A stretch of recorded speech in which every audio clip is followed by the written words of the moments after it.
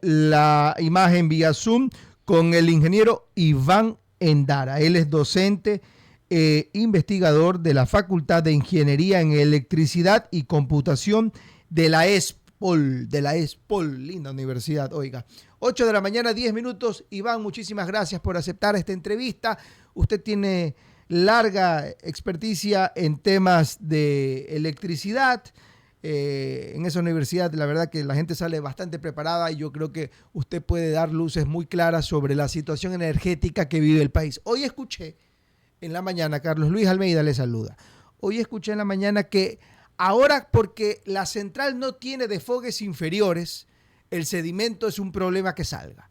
¿Cómo entender esto? Ya hemos escuchado que si llueve, un problema, que si no llueve, otro problema, que las termoeléctricas están desbaratadas, que otros sistemas de luz no tienen el Ecuador. Ahora que las hidroeléctricas, que cuando se quiera, casi digo el término, se complica el tema Coca-Cola Sinclair, Guayaquil, el Ecuador entero se queda sin luz y esto se traduce a pérdidas económicas, no solamente del Estado, sino de la empresa privada y por ende los comunes y corrientes. ¿Cómo entender esto? ¿Cuál sería una solución a mediano plazo, si es que hay a corto plazo? Seguramente habrá todas a largo plazo y escuché que ya está llegando al Ecuador una barcaza. ¿Sería esta solución? Ingeniero, muy buenos días y muchas gracias nuevamente por aceptar esta entrevista. Buenos días, Carlos Luis. Muchas gracias a ustedes por la invitación. Sí, efectivamente, se ha hablado sobre el problema que tiene Coca-Cola Sinclair en la actualidad. Ya hemos visto que principalmente esto radica por la falta de una correcta construcción en el momento en el que se realizó la inversión. Y esto ha conllevado a que tenga estos apagones por sedimentación. Ahora, que todas las represas generalmente tienen filtros de sedimentos y tienen mecanismos para desfogar esos sedimentos que llegan, porque los sedimentos son inevitables, van a llegar a todas las hidroeléctricas.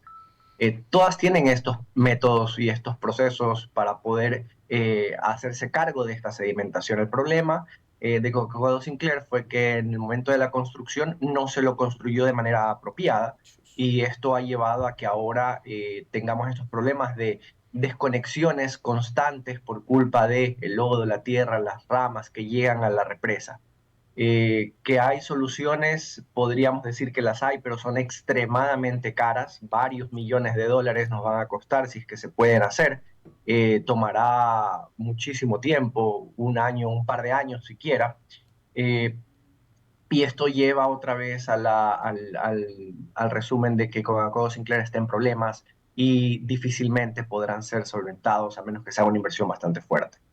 Soluciones a corto plazo creo que ya se tomaron, que fueron las desconexiones, era lo que se podía hacer, no había otra solución.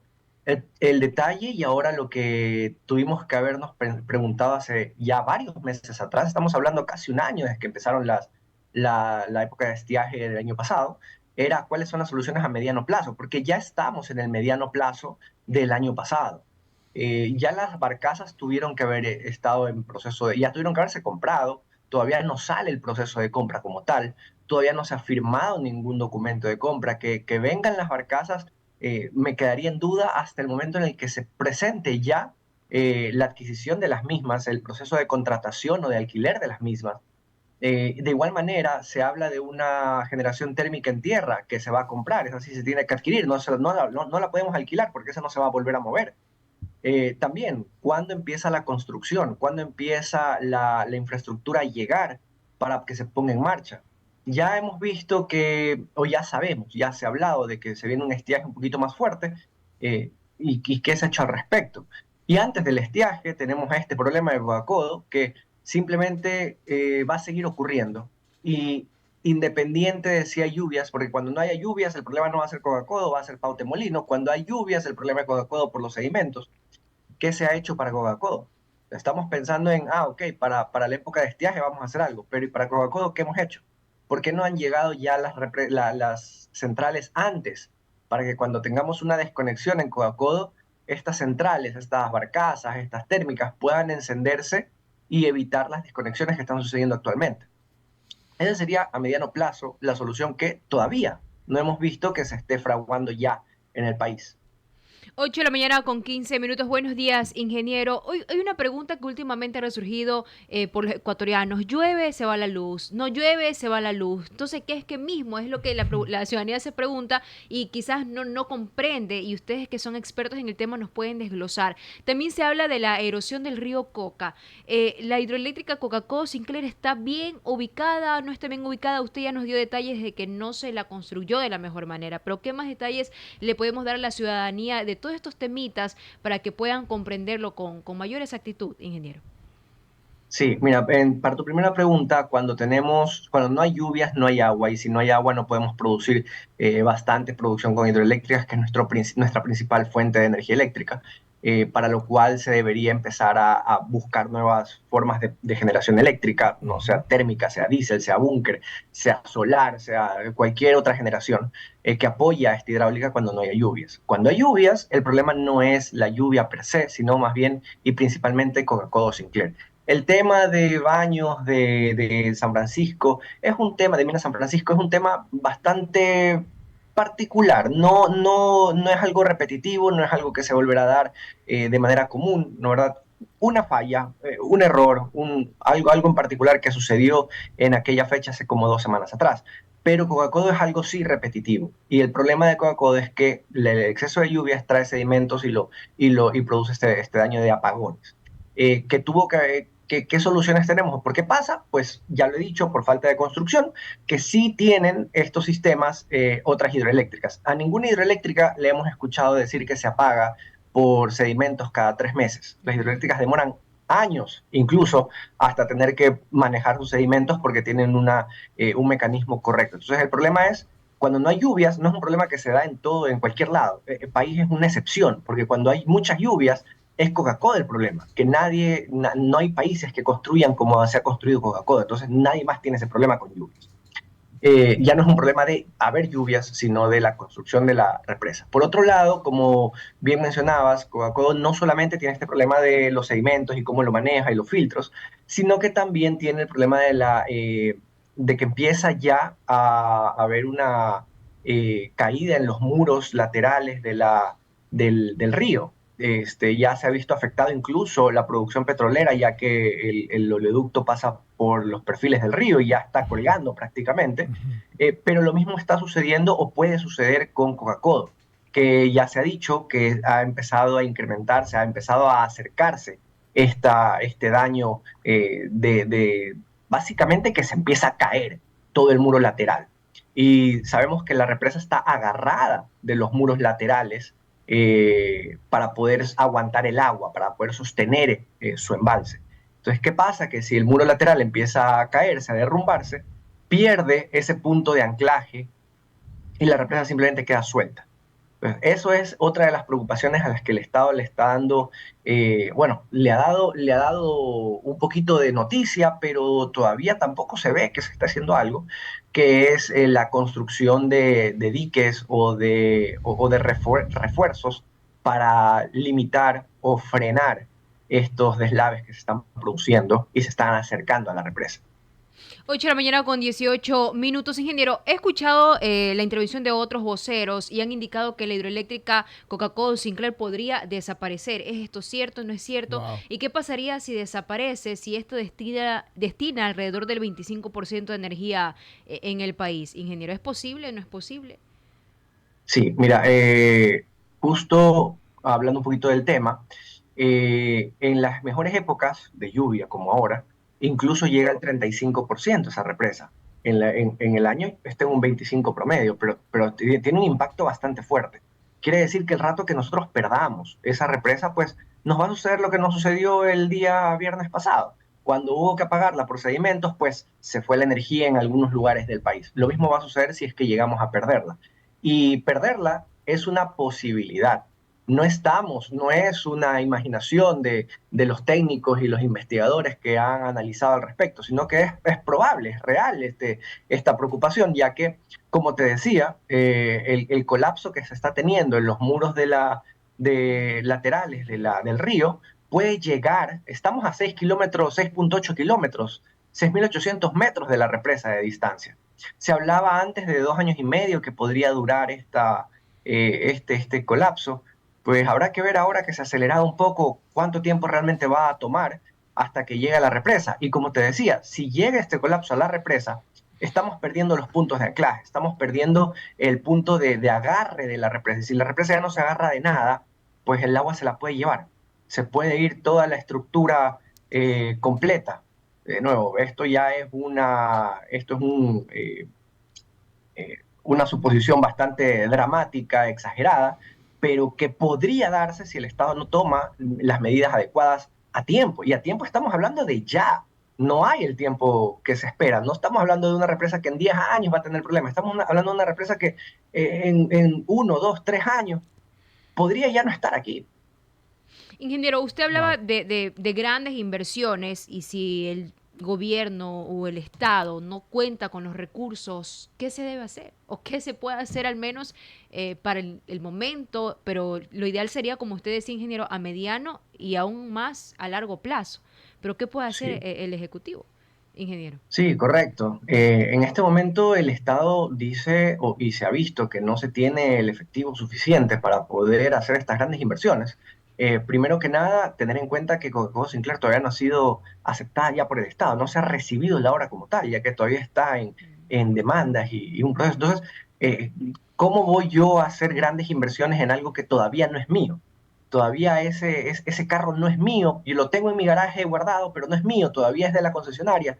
¿Por qué voy a hacerle cambio de motor si es que algo falta? Entonces el Estado está un poco en ese concepto de por qué tendríamos que invertir si probablemente me lo quiten a la largo plazo, si es que perdemos todas estas eh, demandas, por un lado. Por otro lado, la incapacidad o la falta de dinero del Estado para poder invertir, no solamente hablemos de Coca-Cola Sinclair, hablemos en el sistema eléctrico en general, esta falta de inversión o de dinero para invertir impacta directamente en la incapacidad de poder producir energía segura en el Estado. ¿Qué es lo que mejor se puede hacer? Pues invitar a la empresa privada a que invierta en este sistema y claro, a realizarle pagos adecuados o darle los beneficios que sean convenientes tanto para el Estado como para la empresa privada para que funcione. No hay, y no es algo raro, tenemos empresas privadas que están operando en Ecuador, Ujú. que ya están funcionando como centrales de generación en Ecuador y que tienen los contratos para que esto suceda, simplemente, pero es muy difícil lograrlo. Legalmente, regulatoriamente, es muy complicado. Entonces, ¿qué es lo que se debería hacer? Ecuador debería abrir un poco las puertas para que esto siga ocurriendo a mayor escala, permitiéndole un mayor acceso y un más fácil acceso a la empresa privada. Pero de que existe, ya existe. No estamos hablando de que no existe, no estamos hablando de algo que se ve venir y que es nuevo y que nadie lo tiene. No, empresa privada ya funciona y ya tiene contratos con Ecuador en venta de energías. Pero, de vuelvo y repito, invitemos a la mayor cantidad de la empresa privada para que invierta todo lo que Ecuador no puede invertir. No podemos depender de alguien que no tiene dinero para poder salvarnos. ¿Por qué no traer a la gente que puede invertir? Simplemente hay que darle los beneficios adecuados. Y eso es todo. Ingeniero, que la empresa privada invierta y que el Ejecutivo siga siendo parte, el Estado siga siendo parte o privatizarla como Claro. tal. No, Concesionario. por supuesto. Privatización es una palabra bastante lejana a lo que Ecuador Ok. puede hacer. Es muy complicado. No podemos hablar de privatizar. Aun cuando se quiera privatizar, digamos que Ecuador toma la decisión de privatizar, eso no se va a poder hacer en años. Entonces, la mejor solución en el tipo de mercado que tiene Ecuador es el permitir el ingreso, pero que Ecuador siga siendo el encargado del manejo de toda la red eléctrica. Nosotros no podemos privatizar, digamos, incluso antes de privatizar podríamos hablar de concesionar.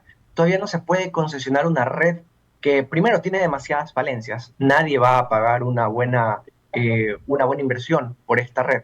Y segundo, el Estado no puede soltar de buenas a primeras el control de uno de los dos principales ejes que sostiene al país entre el petróleo y la electricidad. Simplemente lo que se espera es que la empresa privada entre a invertir, entre a funcionar, pero siempre con un manejo del Estado, eh, el análisis, la parte económica, las tarifas manejadas por el Estado. No que la empresa privada nos venda sino que la empresa privada le entregue al Estado la energía para que el Estado sepa bien suministrarla. Eh, Probablemente en algunos años, si es que esto evoluciona, se hablará de una posible concesión. Pero vuelvo y repito, no estamos preparados al día de hoy para que esto suceda. Ingeniero, una última consulta para ir culminando la entrevista. Nosotros le agradecemos por este espacio. La gente, cierto sector dice y apoya la función que hace el ministro encargado de Energía, Roberto Luque, pero hay otros que dicen que ese ministerio debería asumirlo alguien experto en temas energéticos. ¿Usted qué opina al respecto, ingeniero, para ir culminando? Sí, correcto, es la realidad. Debería haber un experto en temas energéticos para ese punto. Roberto Luque, recordemos que no está definido como el ministro de plenas Definitivo. funciones, sino simplemente es un ministro temporal por la falta de un ministro a cargo. Lo bueno, otro punto también importante es que ese ministerio abarca los dos principales ejes del país, abarca prácticamente la columna vertebral que sostiene al país, abarca petróleos y abarca electricidad en un solo ministerio. Estamos hablando de que es el ministerio más difícil, más pesado que se tiene en el país, que un colapso en este ministerio podría conllevar a un colapso total del país. Entonces sí sería bueno también que se replantee el hecho de haber unido estos dos tipos de energías, estas dos fuentes distintas, mercados diferentes, en un solo ministerio y empiece a plantearse la división del ministerio como era años atrás, donde teníamos un ministerio de energía y un ministerio de petróleo y minas, por un lado. Por otro lado, pues se tiene ya un experto, un viceministro que es experto en el tema, es bastante capaz el hombre en el manejo de la parte eléctrica. Y sí, el viceministerio de electricidad actualmente sí lo tiene manejado una persona que sabe bastante al respecto. Entonces hay que aprovechar los conocimientos de este nuevo viceministro para ver qué soluciones podría dar y cómo poder un poco solventar todos estos problemas. Pero efectivamente, el ministro como tal debería ser alguien de la parte energética y segundo, de preferencia, dividir estos ministerios para que lo puedan manejar efectivamente dos grupos de personas más expertas en cada uno de los temas. Perfecto. Le agradecemos al ingeniero Iván Endara, docente e investigador de la Facultad de Ingeniería y Electricidad y Computación de la ESBOL. Gracias, ingeniero. Que tenga excelente día. Gracias, igual a ustedes. 8:27.